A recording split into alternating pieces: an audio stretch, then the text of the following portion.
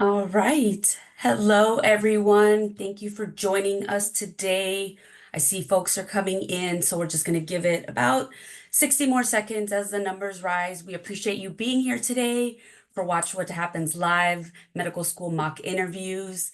My name is Maria Jose Araya. I am the Learner Engagement Manager at the AAMC, and we're so excited to host another session to assist applicants on their medical school interviews. So I'm going to go ahead and start introducing our panelists.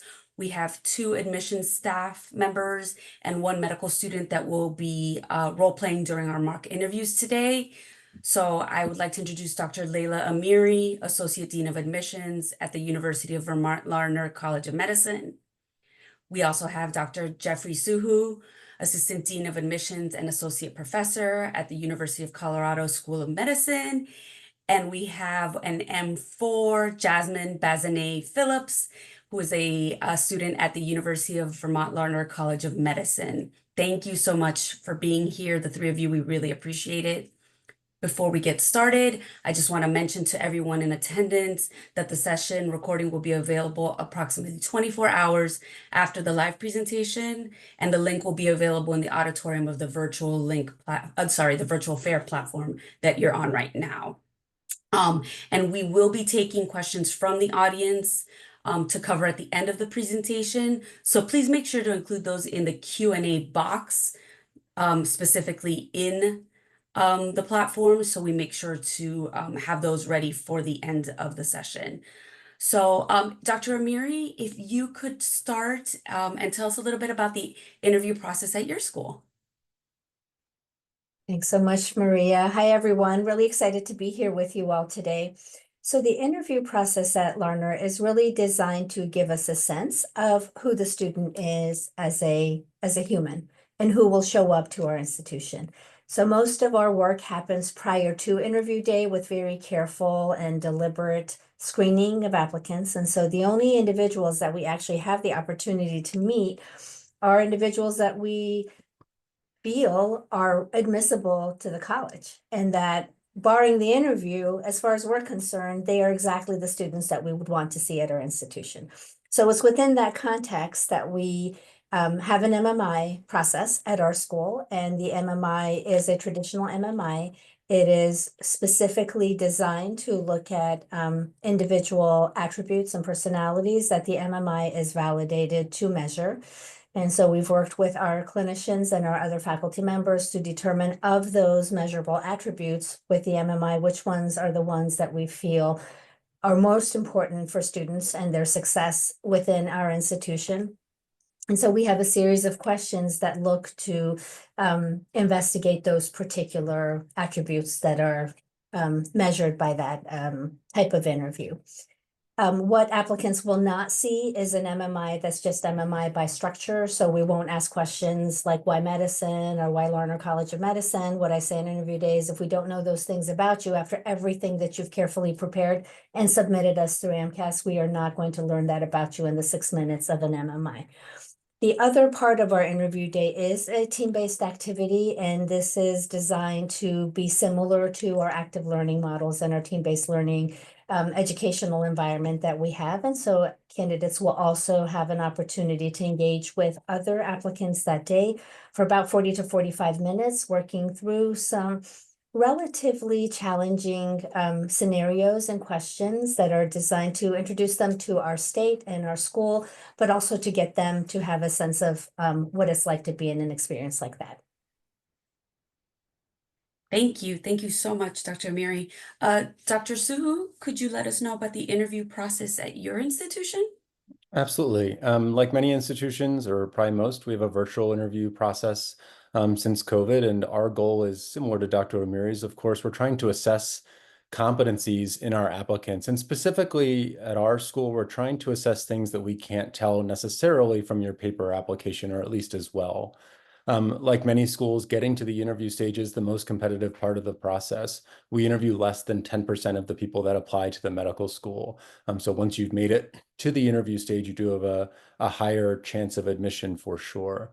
The things we're trying to assess in the interview process, we have both a group interview process as well as sort of a more individual, more traditional interview. And we ask about, of course, experiences that you've had and what your lived experience has been. We're trying to assess what you bring to the table, how you might add to our family at the University of Colorado School of Medicine. Certainly in the group setting, we're looking to see how you communicate verbally, what your teamwork skills might be like, how you think critically on your feet, and just how you approach different situations, both in a group and individually. Our admissions committee uses information from the interview day in conjunction with the rest of your application. So we're not a school where your interview performance really makes or breaks your entire application, but rather it's additive. Again, because we're assessing things about you that we can't tell necessarily as well from your paper application. But our admissions committee then looks at everything: interview performance, your paper application, both your primary and secondary application, your essay responses, your experiences, and your letters of recommendation, academic performance, to try and come up with a holistic picture of who each applicant is, what their opportunities have been, and what their potential might be, and how they might thrive here at the University of Colorado School of Medicine. As Dr. Amiri said, we have many more qualified applicants than we're able to interview logistically. So there are certainly people that we'd love to meet, and we just don't get the chance to, just based on the sheer volume of applications. But our interview process is fun. Hopefully, our interviewers are blinded to student applications. We want the interview responses to sort of stand on their own. We don't want the interviewers to come in biased with a preconceived notion about who you might be or what your skills or competencies might be. Thank you, Dr. Suhu. We appreciate both of you sharing information about both your institutions and also being here for the mock interview session. It's going to be a great time. And thank you especially to Jasmine, who is a medical student and will be role-playing during these mock interviews. So I think we should go ahead and get straight into what we're here for. Dr. Amiri will be interviewing Jasmine first. So you can go ahead and get started on that. Thank you. Great. Hi, Jasmine. It is so good to see you today, and thanks for being here to interview with us. So I have 3 questions that I will ask of you. They'll be back to back, and looking forward to your responses. So my first question, I'm going to ask you to tell me about a time when you failed to fulfill a commitment. This is a hard question because I often prioritize my life and commitments based on my own personal desire and needs. And honestly, I have a hard time balancing my commitments as it relates to kind of personal hygiene and my commitment to Netflix shows. So I'm often really into Netflix series, and I like to finish the commitment of completing my Netflix binging. But I've also made like appointments for like hair, nails, and things like that. But this really conflicts with the binge watching of like my series. So I will last minute cancel that appointment within like the 24 to 48 hour window, which I know you're not supposed to do, just because I need to see like the plot twist or the conclusion at the end of each show. I understand. I can understand how it can be challenging balancing a variety of responsibilities that one might have. When you were not able to make it to the appointment, do you feel that anyone else might have been hurt by the last minute cancellation of a hair or nail appointment? I mean, I think that's possible, but it's not really something that crosses my mind because really the way I kind of see my life and like my role in participating in society, it's really kind of what I need. And there's so many people in the world. I'm sure, they're able to get someone who passes by the shop or someone in like that. So I don't really perceive that, no. Okay, so how did you feel after you had to cancel that appointment? I mean, there must have been the issue that you had to schedule another nail appointment. Was that problematic for you? No, like I think the people at the shop feel pretty comfortable. They know me, they know, my intricacies or, how I function and they accommodate that. And so I think that, yeah, I don't really think there was an issue really at any point of time with this. Okay, I appreciate your responses. Thank you. We'll move to the next question. Can you tell me about a time when you were very disappointed? Sure. So I did not receive a passing grade on my first paper that I wrote in high school English class. And so I've turned in this paper full of black and white text and that I originally printed. And then I received kind of a sea of red pen. I felt defeated and confused because at my other school, I'd received awards for creative writing. But I knew honestly that this was not my fault. And I knew I had tremendous writing abilities. And even reviewing the paper, I knew that, all the red marks must have been a mistake by the professor. So I went back to the English classroom and argued for a passing grade. And before walking into the dean's office and reporting the teacher for what I thought was a fireable offense, meaning their poor grading abilities. And even at this time, I even questioned her own ability to really understand the English language. So then I promptly requested to be transferred to a different English class because I just knew this teacher was wrong and really needed some, maybe professional development. I'm not sure what would have helped this person. Do you think there was any point that you could have maybe changed what you had written or maybe taken their feedback into consideration? No, I think this was just really a negative person who wasn't happy with their life. And I think they were taking it out on students. And so, no, I think I'm not too familiar, but I feel like in education classes that I took in college, they even really encouraged not using red pen. So I was even surprised that she used a red pen to grade. Um, yeah, no, I don't think there was anything to really gain from the situation besides the teacher kind of losing her job.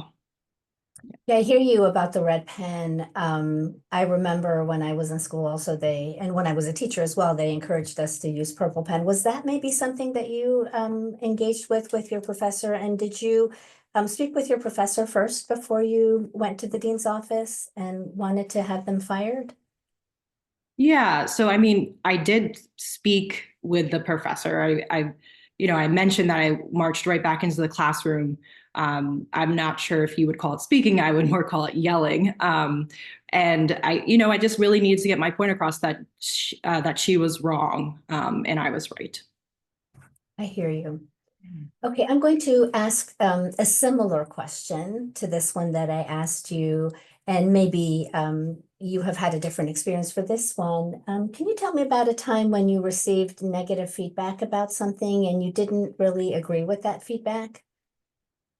Yeah, so I do not like negative feedback. And when I receive negative feedback, I know it's important to kind of reach inside and go with the gut feeling that you have. And so the gut feeling that I usually have is to confront the person giving the feedback.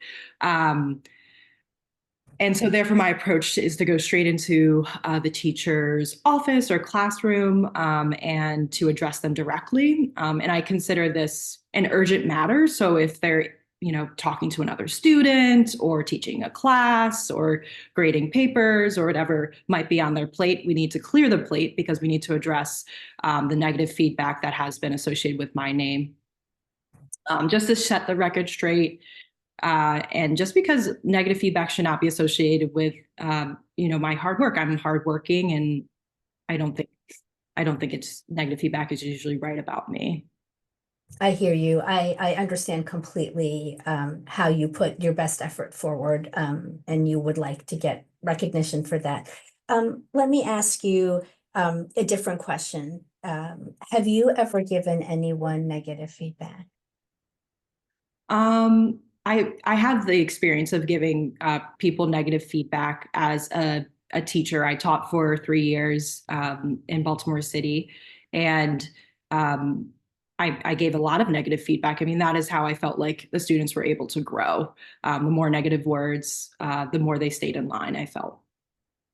Okay, so it is possible for an individual to provide fair negative feedback, such as you did. And all the time that you were teaching in Baltimore, it just happens that the negative feedback that you've received has never been appropriate. Yeah, I wouldn't call the feedback I gave fair, but I needed discipline to be had, and yeah, I don't really associate negative feedback with myself or the work that I do. Well, Jasmine, it was a pleasure to meet you. I really appreciate the opportunity to interview you, and I'm happy to conclude our interview, and good luck with the rest of the interview day. Okay. Thank you. All right, that was great. Thank you so much, Jasmine. Dr. Amiri and Dr. Suhu, would either of you like to provide feedback on that first interview? Dr. Suhu, why don't you go first? Sure. I mean, I think there's a number of things that stand out, and we're going to be going through another interview to sort of compare and contrast. I think the initial answer about commitment was not something that I would suggest discussing in an interview, Netflix and your nail appointment.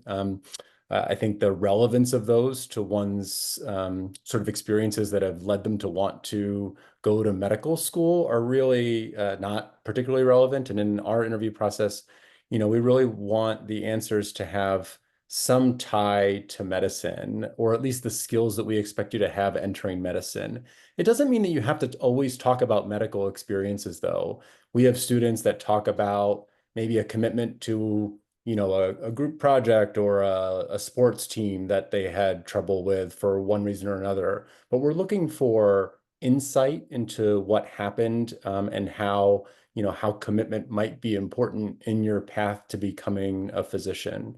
So certainly I felt like the applicant got a little bit off track in that first answer, really not tying her answer to any competencies that would be important for attending medical school. I agree with Dr. Suhu completely. Not only was the subject matter not appropriate for the context of the interview, but I think also the fact that the interviewer kept on asking additional probing questions meant that I wasn't getting what I needed from this part of the interview. And, did you feel you hurt the other person in any way? And it was a very self-centered. And so even if the subject was something that was in alignment with competencies that we would typically want for a medical student interview, the follow-up questions should have suggested to this candidate that, I'm not getting what I need from you, and it would be helpful for you to give me a little bit more. Perfect. Thank you both so much. And with that being said, Jasmine will come back on, and now she will be interviewed by Dr. Suhu. So thank you so much. Thanks, Jasmine. Hi, Jasmine. My name is Jeff Suhu. I'm the Assistant Dean of Admissions at the University of Colorado. It's so nice to have you interviewing with us today. I just have a few questions for you. We just want to learn a little bit more about you and your candidacy for our medical school. So thanks for joining me. The first question that I have for you is I'd love to hear about a time when you failed to fulfill a commitment and why and what the repercussions of that were. Yes, yeah. Thank you for interviewing me today. I appreciate you taking the time to interview me.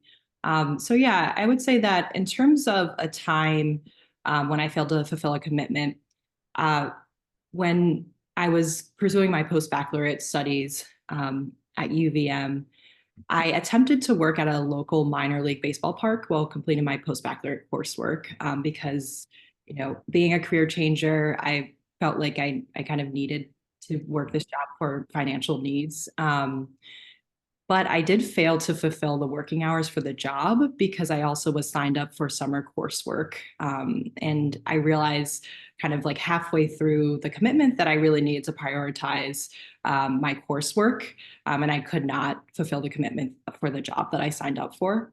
And I did feel very bad about this misstep in calculating my ability to work as well as doing the pre-medical coursework. And I know this made my other team members at the baseball park have to work overtime due to my choice to leave the job and due to my miscalculation. And I also think that kind of in retrospect, this might have led them to feel as if they could not fulfill their own commitments and that they had made that summer. What did you learn from that experience? I think what I learned from that experience was that, really understanding kind of being a career changer, the pre-medical coursework and my choice to become a physician would take a good amount of my time and bandwidth. And so if I was going to be committed and I couldn't necessarily do the things that I had done previously as someone who was, interested in education, former collegiate athlete, I'd really have to find, jobs more in the clinical workspace. So I applied to be an audiology tech at the hospital, worked with the newborn hearing screening program, and then I also worked in research. And that more aligned with my, next career steps or goals. Great. Thanks so much. Tell me about a time when you were disappointed and how you handled that. Yeah, so in my junior year of college, I chose to study abroad and I went to 3 different cities. I went to Ahmedabad, India, Dakar, Senegal, and Buenos Aires, Argentina. And this was a major choice for me as I knew my position on the women's ice hockey team was not guaranteed when I returned from my travels and studies. And so when I returned from my study abroad year, I practiced with the team, prepared with the team for the season. And then when tryouts came, I did not make the team. And so I was, completely heartbroken. And honestly, it was hard throughout my whole senior year, no longer being invited to pregame rituals, postgame rituals, or just general team gatherings. And being a women's ice hockey player was a huge choice for me and a huge kind of determining factor in choosing my college. But without the time commitment of ice hockey, I was able to learn more about the different spaces on campus and meet with professors more often, in addition to meeting with my peers more regularly for study sessions. And I was even able to publish a paper with the environmental studies department examining arsenic levels in a small town in Maine, and then sharing our findings at a community gathering in regards to safe drinking water. Great. Thanks so much. I'd love to hear about a time when you received some negative feedback that you didn't agree with. How did you handle that?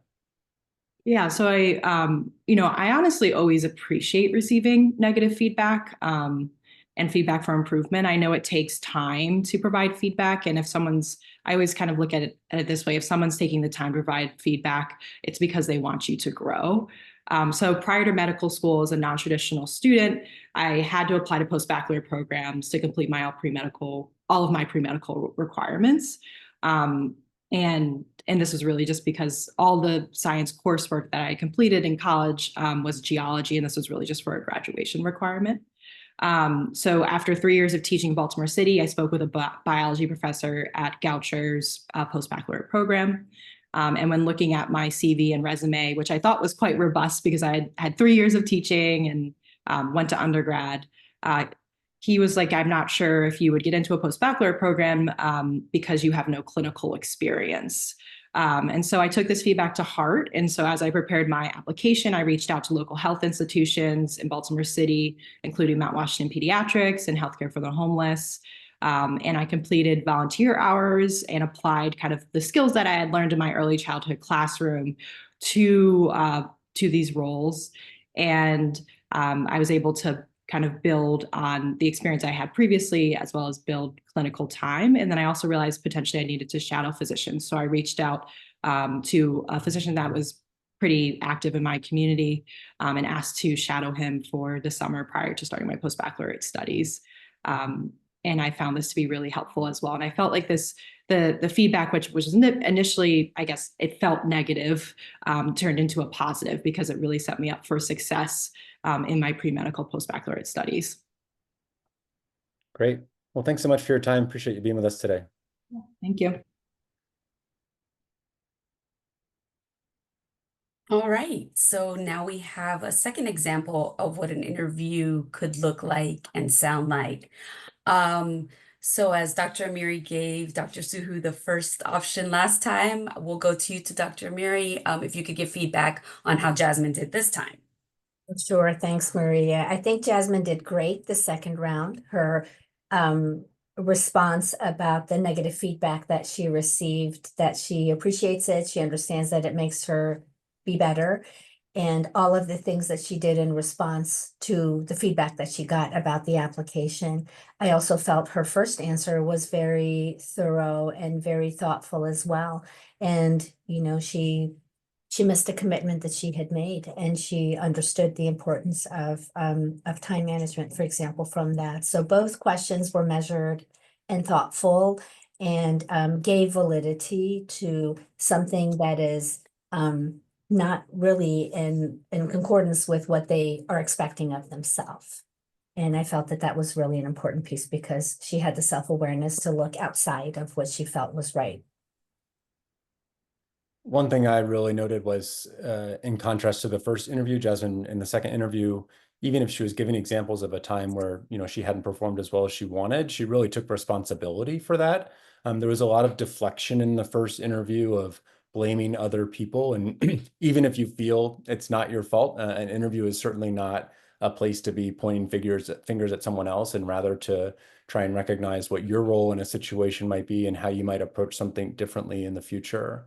I also appreciated that in the second interview, despite the disappointment that she mentioned, that she also talked about the positive things that came out of that. So the time that she might have spent, playing ice hockey, she was able to, spend more time with peers and have study groups and publish research, and really, again, instead of just saying, this thing, didn't go the way that I wanted and I was mad about it and it was unfair or something like that, which is how the first Jasmine would have answered.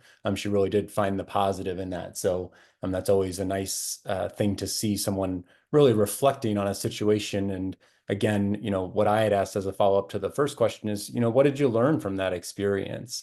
One thing that I've seen over the years is students can be talking about on paper something that looks exactly the same, whether it's a volunteer experience, a research experience, a clinical experience, a leadership experience. And yet the way you talk about it and the insight you bring from that experience really says a lot about you as an applicant and potentially as a future physician. So I encourage you to go beyond the surface of just what you did and really talk about how it's impacted you as a person in your journey to medicine. Dr. Amiri, I saw you unmute. I want to make sure you have a moment to share any additional feedback for Jasmine. No, I just realized that I wasn't muted, sorry. Okay, perfect. Well, thank you both so much. And Jasmine, especially thank you to you. We are going to move into our Q&A portion of this, and I will, our attendees have sent many questions, and I'd like to get started on a couple kind of just basic questions that deal more with behavior than the actual experience of the interview.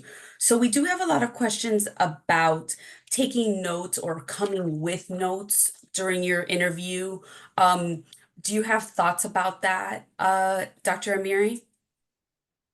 So for us, it's an MMI, and with the MMI, we allow candidates to take notes as they're getting their thoughts together, so that they've got a brief window, 6 or 7 minutes, depending on what the school is doing. For us, it's about 6 minutes, and so we want them to be able to use the notes, but obviously we do not encourage them looking things up during the time that they are preparing for the interview.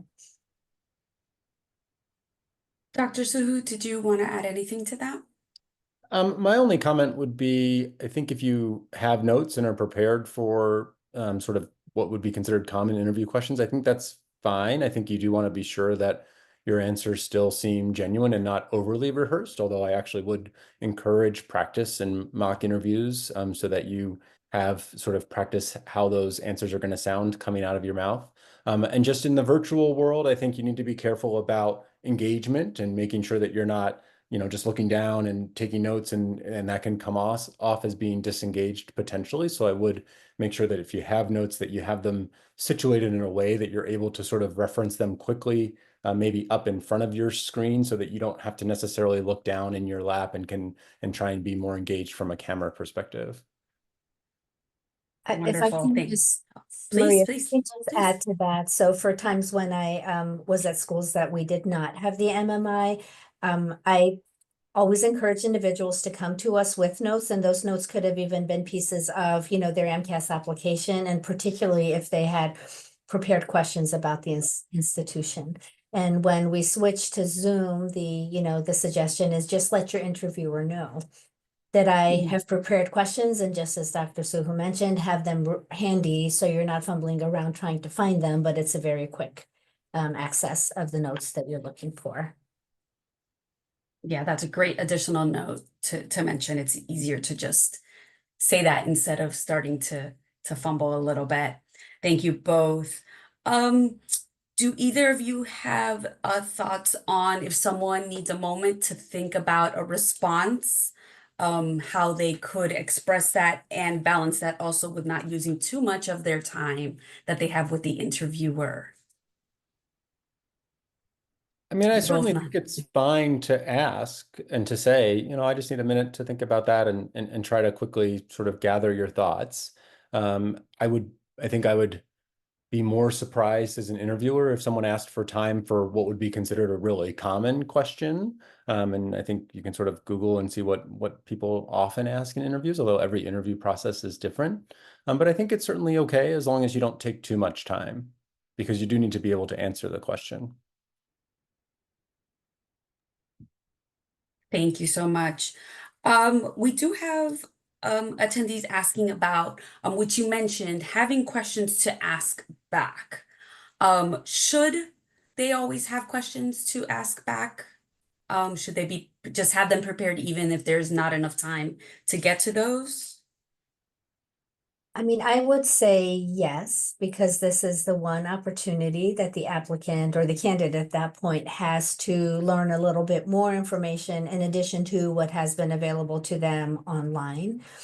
And it shows interest in the institution. So I think it's important for them to at least have a couple questions. And they shouldn't, and the question should be relevant to the place, shouldn't ask about an MD/MPH if the school doesn't have one. I mean, these are things that aren't necessary to say, but they have happened in the past. Perfect. Thank you. An additional question about just the structure is are there accommodations for interviews? Is that something that is common or even available? Yes, absolutely. So when we invite candidates for interview, we have a statement that indicates that if they have or require an accommodation, that they should reach out to the office that manages student accessibility services, and they will engage with the candidate, and then they will let us know what the accommodation is that we have to make available. And sometimes we don't know that there is a need for an accommodation, and based on the process that we articulate, that accommodation is already being met, for example. Perfect. Thank you so much. Now let's get into more of the actual meat and potatoes of interviews. So we do have a lot of questions about why medicine question, and we intentionally did not put that in the mock interviews.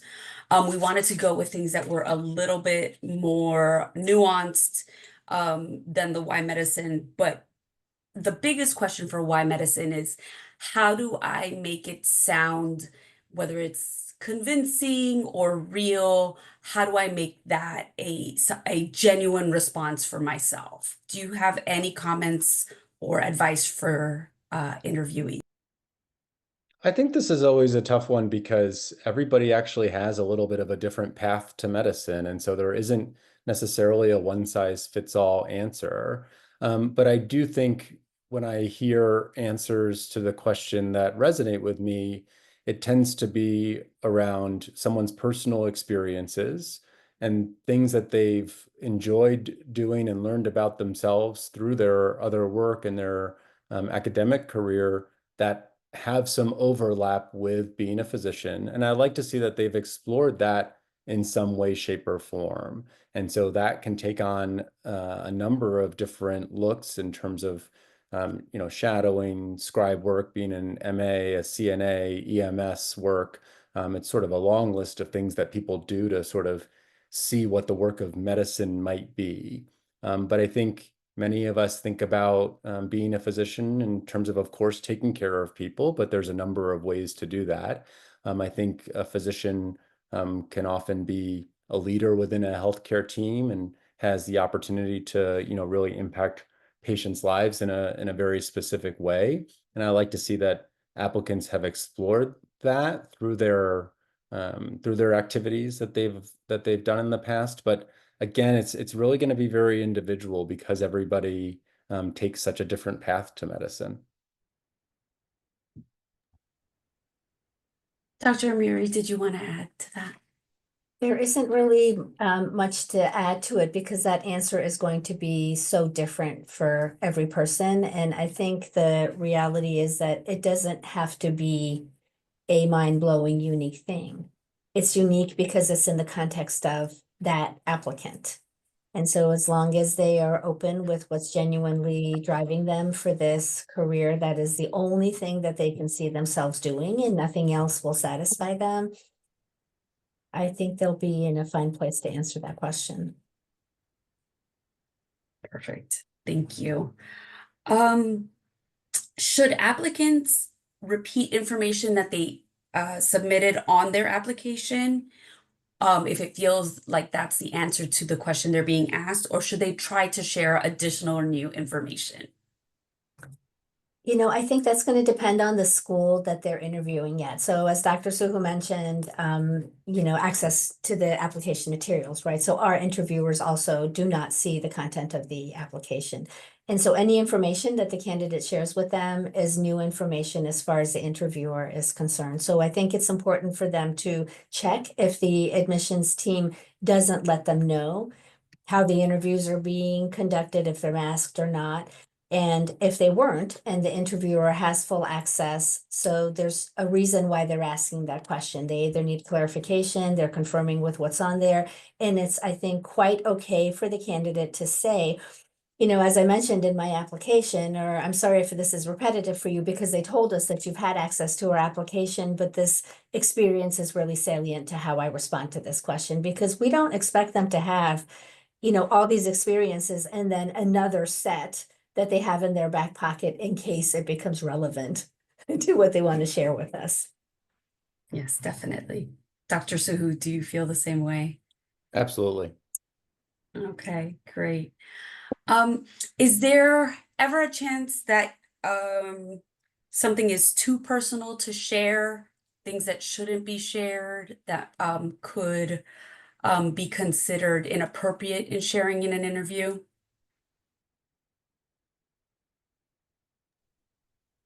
I mean, yes, there are certainly things that are not relevant and that could be considered sort of too much information. Remember, you know, even though it's not a job interview, it's an interview for a professional school where you graduate with a medical degree, and you're going to be interacting with patients and other members of the healthcare team. You're going to be, as a physician, you know, asking patients, you know, sensitive questions about their personal lives. And so I think I do expect to see that someone is able to answer a question with a degree of restraint that reflects the sort of maturity required to become a physician. And it's hard to give specifics because I think you can get in the weeds on exactly what's too much and what's not enough. But, you know, I do think you should think about it like a job interview in some ways. Thank you so much, Dr. Suhu. And on the other side, what should an interviewee do if an interviewer makes an inappropriate comment or asks an inappropriate question? What recommendations would you have for an interviewee in that situation? So I'm going to put my pre-health advisor hat on here for a moment, sharing it with my admissions dean hat. And I think that candidates should feel empowered to share with the interviewer that they are uncomfortable responding to that question. Now, discomfort isn't enough, right? So for example, Jasmine number 1, who was answering those questions with a level of discomfort. I mean, there wasn't anything inappropriate about that question. But I think if it's something that has to do with very personal issues, similar to what Dr. Suhu was, you know, alluding to, that the candidate should feel empowered to say that they're uncomfortable answering that question. And I think they should also, once that interview is completed, let the admissions dean know as well that that happened. And I don't think they should be afraid if that's going to break their application to that school, because if it does, that's okay. That's not the school that they need to be at if that's how their interviewers are engaging with them in terms of questions that are inappropriate. Dr. Suhu, did you want to add anything to that? No, I agree. Thank you. Thank you. We do have questions about how to specifically to prepare for an MMI. So for our multiple mini interview, do you have suggestions to assist with that? If you don't mind, I'll ask Jasmine to unmute and join us on camera, because she Please has really strong, she has strong recommendations here. Okay, yep. So in terms of preparing for an MMI, I find that it is actually really a standardized approach. I took the same approach that I use when preparing for the Casper. So you'll get about 6 minutes. And for me, I remember preparing for the MMI, I was like, that's a little bit strange to be speaking for 6 minutes long. Usually you kind of pause to hear other people's thoughts and different things like that. But there is a complete kind of structure to the way that you need to reply. And as Dr. Suhu kind of mentioned earlier, there's a question bank. So I use the question banks that are available online. I would kind of pre-think about what I would say to each question. And then I would sit across from peers, family members, friends. They'd ask a question and I'd practice responding. I also think Dr. Suhu mentioned kind of where your eye contact is. A lot of times you want to kind of look directly at kind of your picture or the other person's picture on the screen for Zoom. Something that I learned within kind of my preparation is it's really important to just actually stare as I am directly at the camera so that you're really making eye contact with the person that you're speaking with. And I'd just like to add a couple of mechanical pieces. So, in the purest sense of the word, with the MMI, we are not explaining the question to the candidate in comparison to a traditional interview where the candidate can say, I'm sorry, could you help me understand what you're asking? So with the MMI, the prompt is what it is. And so the goal is to have that written as clearly as possible so there isn't any confusion. So, can't ask for clarification. And it's not necessary really to reread the prompt or explain the prompt, because again, if how they're explaining their understanding of the question, if it isn't what the question's asking, I'm not going to correct them. And so they'll just answer. And if their answer is going in a way, then I've got follow-up questions that I will use to help redirect the conversation. And that saves some time.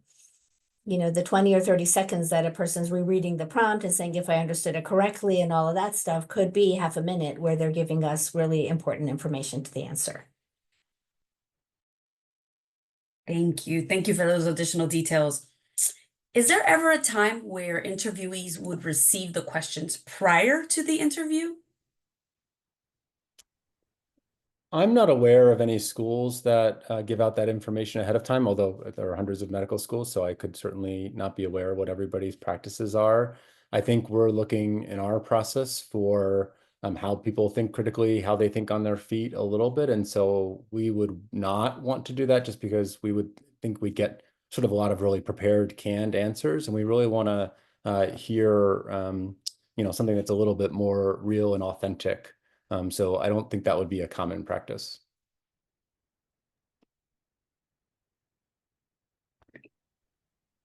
Are interviews recorded since they are on a virtual platform? Not for us. We don't. So it's just individual institution. I think so. Specific, yeah. Okay. Perfect. Thank you so much. How would you recommend, and obviously Jasmine, please as well, as you've been through this process, how would you recommend speaking about any sort of, whether it is what might be considered a negative attributes, or I didn't do as well on my MCAT, or I'm applying for the fourth time, et cetera, et cetera. Do you think they should point that out, or do you think that they should just wait to see if they're asked about it?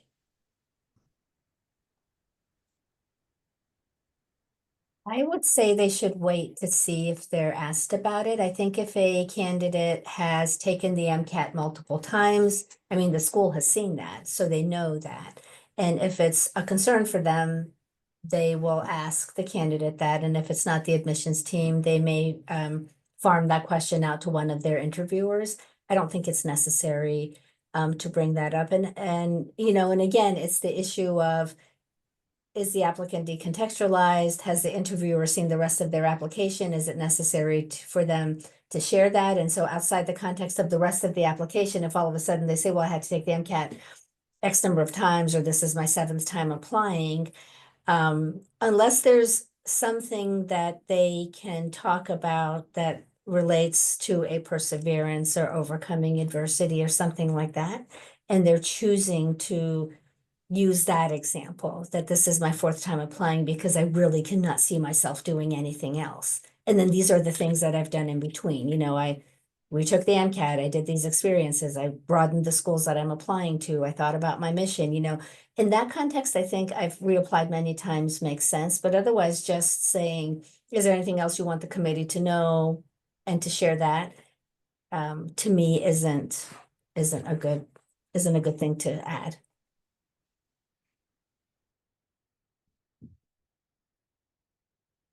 Dr. Zahu, did you want to add?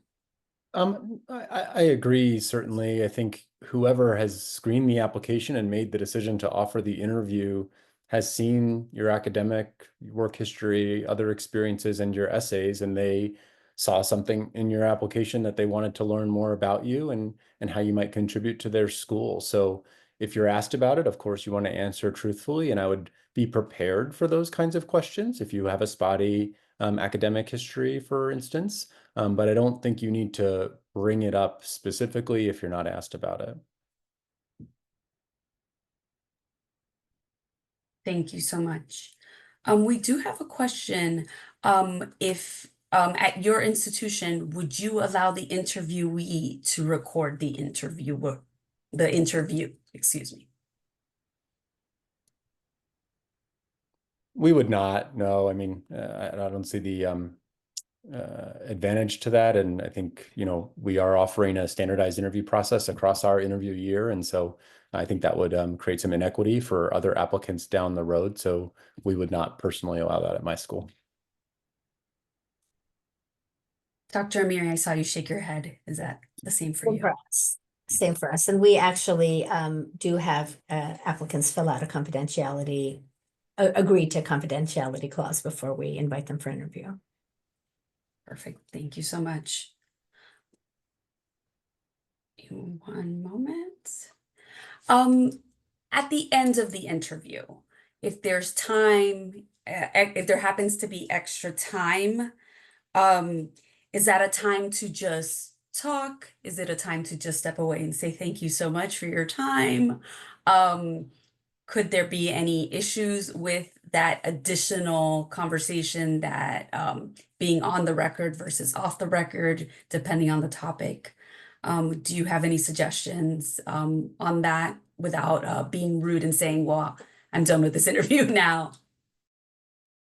You know, that's an interesting question. For MMI, the time is short. It's only 6 minutes. And so when it's multiple mini interview scenario, sometimes candidates will pack a lot of punch into, you know, 4.5 or 5 minutes, and then we're done.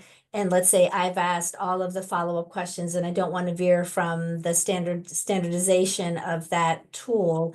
I will ask them, you know, we've got 30 seconds left. Do you feel complete, or do you want to add to this? And generally they say that they're complete and we're done. I think it's, you know, this is an artificial scenario because we're here on Zoom and you're kind of stuck there. I think if it was a regular interview setting and when we were in person, I think it would be okay But I'm going to ask Dr. Suhu to comment on that since they don't have an MMI model, so it may be more relevant to their model. Yeah, I think I would, as the applicant, certainly be letting the interviewer guide the pace and timing of the interview. If it ends early and they've gotten through the questions and they end it early, I wouldn't take that personally or as a negative. Some schools have a very fixed, I'm asking these 10 questions, and when they get answered, we're done, regardless of the time that takes. And so they might not want to go off script and ask something that they're not planning to ask. Many interviewers will give you that space to ask, do you have any questions for me? And to our previous conversation about this, you should have some school-specific questions that you want to have prepared to show your interest as well as learn more about the school. So I would be prepared to fill time in that way if asked to. But I don't think it's your responsibility as the applicant to say this interview is now over. I think I'd rather allow the interviewer to guide that timing and pacing for you. Thank you for those added details. Jasmine, did you want to add anything, being that you've been in that seat?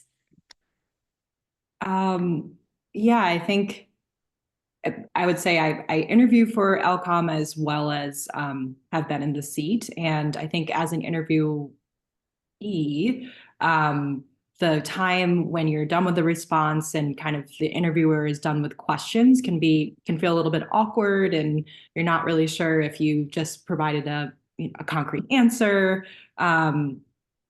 But if it seems, I think it's just kind of reading the situation. And if it seems like, as Dr. Suhu just said, like the interviewer said, okay, now we're complete. And there's like, I don't know, 20 seconds left. And so we're just going to sit in silence and kind of move on to the next. Then I think you can feel kind of comfortable that interview is done. And it's time for breathing room. But I do have to say that when interviewees kind of decide that it's done prematurely, that can kind of feel a little bit weird for the interviewer that's taking time out of their day to get to know the applicant. Thank you. Thanks so much, Jasmine. Back to the MMI, there are questions about the actual timing. What happens at 6 minutes? Is there a buzzer? Is there a timer people are looking at? How does that work? So it varies. It depends on school, just like every other answer that we've had so far. It depends. So if it's a typical Zoom with Zoom breakout rooms, generally candidates will be pulled from the space. We do have the option on Zoom to have a timer so that the candidate can see how the time is rolling down. If the school is using a third-party vendor that has an interview platform for them, which we do, there's a timer and there's a ticking sound that happens so that the candidate knows that the time is coming to a close. And then mid-sentence or not, it closes and the person has moved in 2 minutes to read the next question. That's a huge difference in comparison to when we were in person, obviously, because the timer went off depending on how the school was set up, but you could finish your sentence, for example, and you still had time to shake the person's hand. So that's a huge difference with the virtual setting right now, which is very easy to cut the interview off and move it along. That is a very interesting difference. Yes, immediately the buzzer cuts you off. So being cognizant of that time and it being there is important to factor in. Wonderful.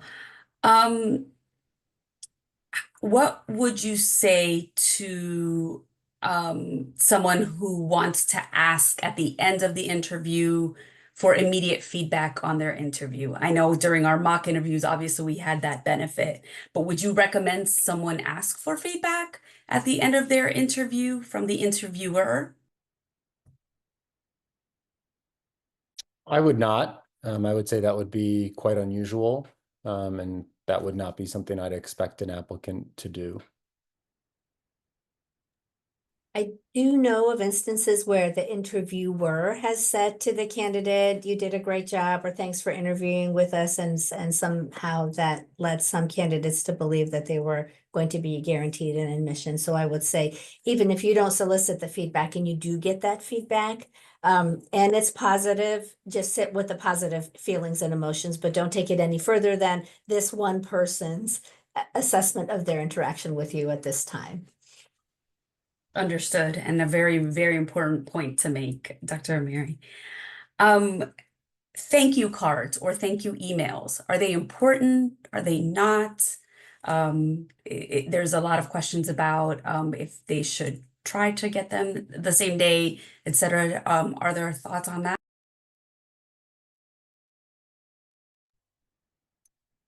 I think it's a nice gesture, and it's polite, of course. I don't think personally, I don't think it's required.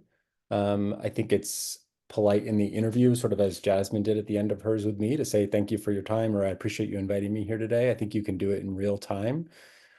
Speaking for myself, I tell this to our applicants on interview day. I've got a lot of better things to do than sit around tracking whether you sent 5 thank yous to someone or not, and whether they were email or handwritten, or you sent them by carrier pigeon. So personally, while I think it's polite and certainly there's no harm in doing it, it's not required or tracked in my process. Thank you so much.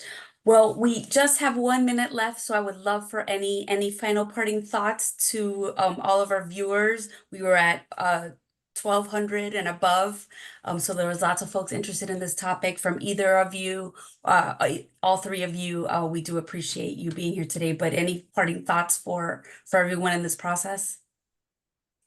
I think I would say that I know that the students work really hard to get themselves to the place where, they're submitting their application, and to be invited for an interview speaks a lot to how much the school is interested in them. And so my best advice always is, unlike Jasmine number 1, be like Jasmine number 2. Be confident in your answers, know that the school is interested in you, and be comfortable with sharing yourself with the school, because that's who we want, right? We fall in love with you in paper. Just be yourself when you show up for the interview. Wonderful. Dr. Suhu? I certainly appreciate the opportunity to spend time with everybody today, and appreciate everyone's engagement. I know we didn't get to all the questions. I will say a number of the questions that we've gotten that we haven't gotten to, there are so many that are really very, very individual. How does how does a school think about XYZ? That's going to be interviewer and school specific, and that information isn't going to be, easy to come by. There's no one size fits all. There's no single, checklist way to get into medical school. If it was exactly the same for everybody, it would be out there on Discord or Reddit, and y'all would be doing exactly the same things, and it would be very boring for me and Dr. Amiri to read these applications and do these interviews. So be your authentic self, and just think about your journey, and share your story. That's what we want to hear.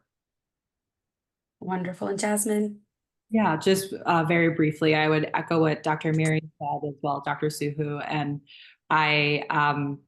I really think that this is a passion-driven profession. And so I think sometimes medicine can feel very standardized and very cookie cutter, but there's many different ways to kind of think about medicine, provide medical care, and really just showing that you're going to be there for your patients, whether it's at the bedside or at the benchside doing research.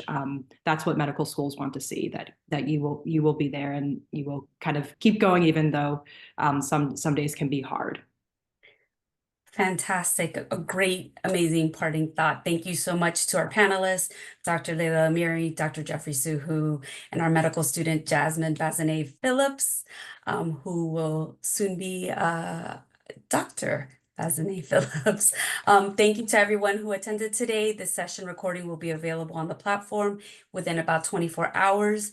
Please join us at 3:15 for our next session, How to Know if a Post-Baccalaureate Program is Right for You. And remember, you can log in tomorrow from 11 a.m. to 7 p.m. Eastern to connect with representatives of over 100 medical schools, ask them questions directly, post-bac and special master's program, including both the University of Vermont and the University of Colorado, that were represented by Dr. Amiri and Dr. Su today.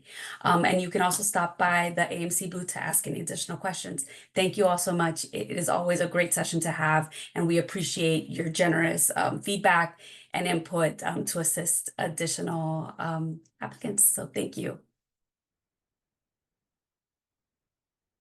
Bye, everyone. Have a great day.